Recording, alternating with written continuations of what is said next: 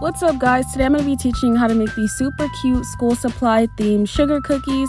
The end of the school year is approaching in my area, so that leaves me about 1 year to teach you guys how to make these sugar cookies so that when your child goes back to school, everybody will be impressed with these cookies. My customer wanted snickerdoodle flavored cookies, a very basic sugar cookie, which I will leave in the description box below with measurements and instructions. And I flavored it with some cinnamon.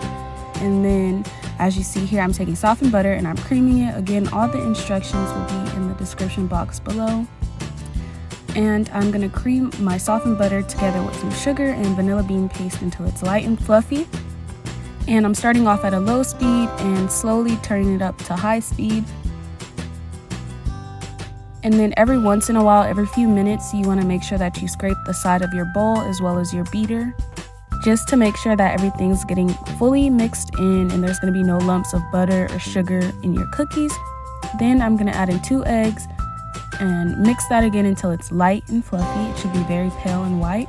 And then I'm going to take that flour and cinnamon mixture and just add that all in at once and mix it on low speed until it comes together to form a dough. Then I'm going to take that dough, dump it on my floured work surface, split it in half, and then shape it into 2 balls. You're going to want to wrap that in plastic wrap or put it in a plastic bag and let that chill in the refrigerator for 30 minutes. After 30 minutes, I'm working with 1 ball at a time and I'm going to roll it out. And I'm using these 2 sticks that you use to help stand tall plants up, just to make sure that the dough is rolled out evenly and one side is not thinner than the other.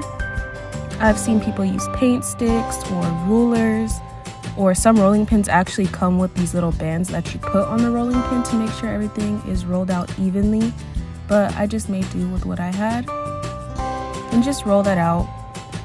And I believe these sticks were 1/2 inch thick, so that's how thick I rolled the dough out to be, 1/2 inch.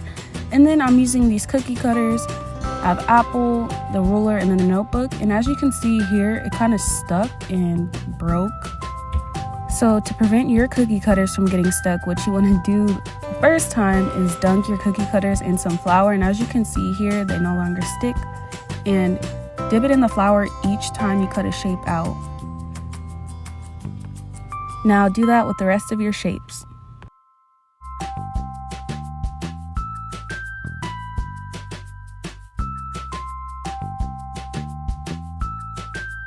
After all the shapes are cut out, I'm going to use a spatula to carefully lift them up and place them on a sheet tray lined with parchment paper or a silicone mat. Bake them in the oven at 350 degrees for about 12 minutes and then let them cool. Again, the recipe for this royal icing and instructions will be in the description box below. And in the next part, I'm going to show you how to outline the cookies. So while we do that, to prevent your royal icing from drying out and forming like a nasty crust on top, you want to make sure you wrap it with plastic wrap like 3 times and just leave it on your counter.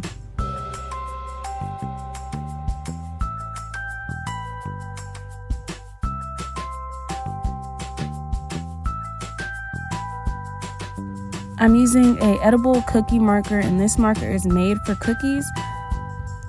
I'm using that marker and a straight edge like a ruler, or here I'm using a bench scraper to outline the rectangle portion of the cookie.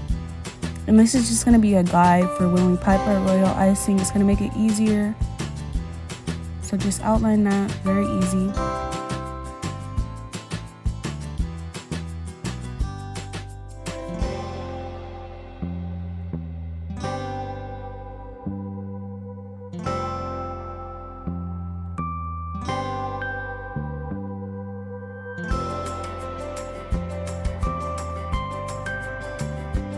And do that with the other shapes, your apple and your pencil. Now I took some of that royal icing and I dyed it black, and I also added a little bit more water, just a little bit, to make it easier to pipe. We call that outline consistency royal icing. And then I'm going over that tracing that we did and just outlining that.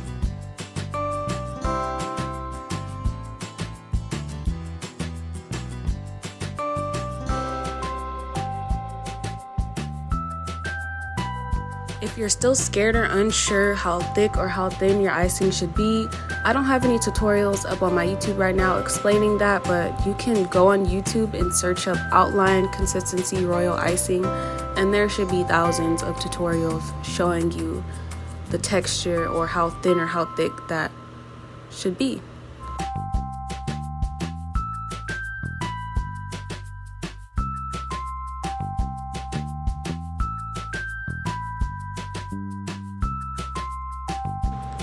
Now I dyed some more royal icing red and added just a little bit more water to get flood consistency, and all I'm doing is again outlining the shape of the apple and then slowly going in towards the center.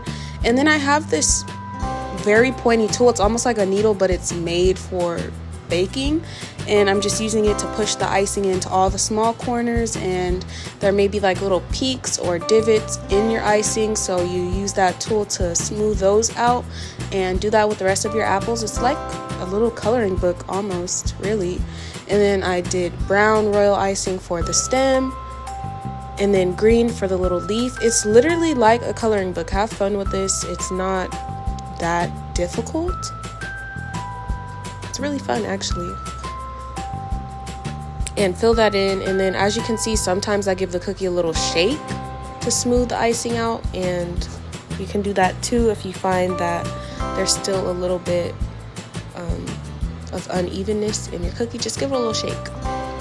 Do that with your paper. This is white flood consistency royal icing. As you can see, they're closer up. Let me see, hold on.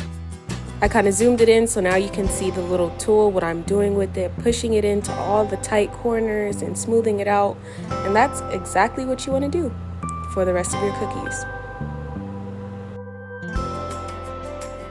Now you want to let your cookies dry overnight, or at least 8 hours. Make sure you don't cover them or put them in a container. Leave them out on a tray overnight on your counter. And this customer, she wanted the names of each of the teachers to be on here, so I'm using another cookie marker, and with a very light hand, I'm just writing all the names. And that's it for the apples. And then I'm taking another cookie marker in the color blue to make the lines on the notebook. And then that red bottle you see there is not food coloring. If you use food coloring, it's not going to work. It's gonna bleed, and you're just gonna be so mad when you did all that hard work and you try to use food coloring. Do not use food coloring. This is paint. It's edible paint. Search up poppy paint. Use poppy paint, edible paint, but not food coloring. Please do not try to use food coloring. And I just have a little thin paintbrush, and I'm using the red edible paint to draw on that little line, and then again leave that for 8 hours to set before you try to write on it. I did like a little A+ on the corner of the paper, and then I did the rest of the teachers' names, and that is really it. This is super easy. I hope I made it easy enough to understand, because it's actually really easy. I hope me explaining it didn't make it more complicated than it actually is, but it's very simple. It's like drawing on cookies. Very fun. Have fun with it, and I will see you guys in my next tutorial. And I also didn't show the pencils. I have no idea why. Maybe because it was late at night and I was tired, and this was for an order. But I did the pencils in the same exact way that I did the paper and the apple. Just fill it in with the frosting, the different colors, and let it set up, and that is it.